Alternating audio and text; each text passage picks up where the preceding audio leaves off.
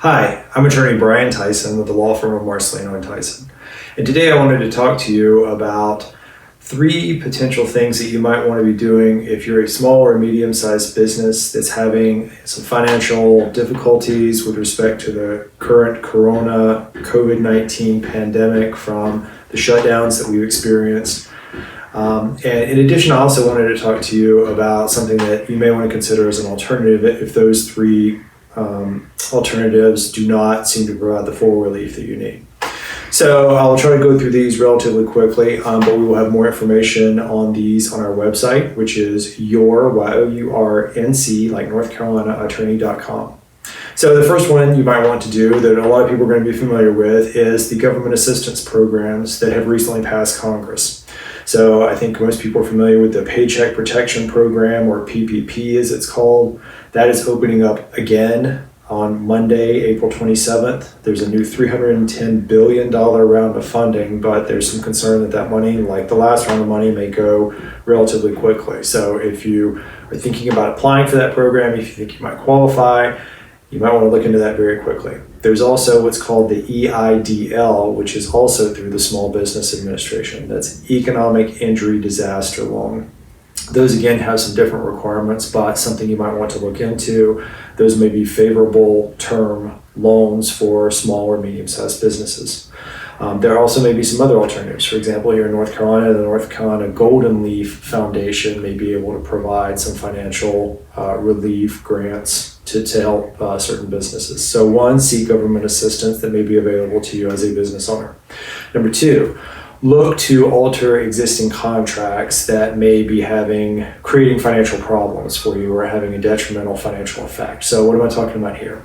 For example, if you have a lease that currently you're not using your space because your employees are working elsewhere, potentially try to seek relief from the landlord for that. Or if you have suppliers or vendors who you have monthly payments to, you might want to seek relief from them. Now, in that regard, one of the things you want to be sure you're doing is getting any kind of relief that is agreed to in writing. That is, if you decide or if you're able to work out something with a lender, someone who even owes you money, they're going to pay right now, but maybe they're going to pay less. Whatever the terms are, you want to make sure those are put in writing. So you might need to have a separate contract that deals specifically with that issue.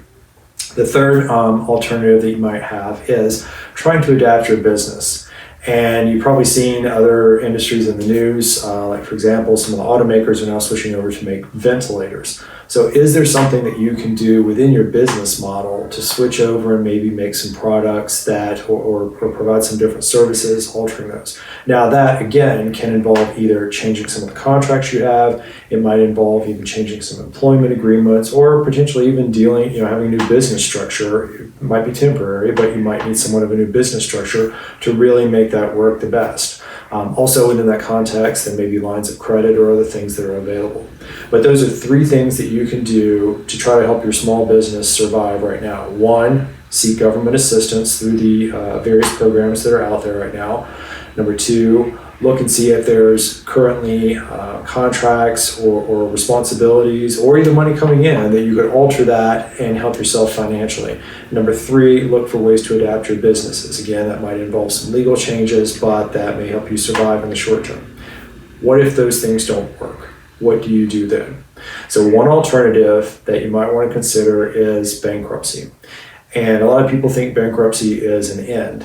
It actually is a chance to start over. Bankruptcy gives businesses and individuals a fresh start to relieve debts or relieve contracts or relieve things that they're simply not going to be able to reasonably deal with or get out of, have a fresh start, and then move forward with their business or their personal life. So over the next couple weeks and months, we're going to have additional information about the bankruptcy process and about how that may benefit you, when you might want to look at that, when it might be smart to use it, and exactly how that whole process works. So please keep an eye out for that.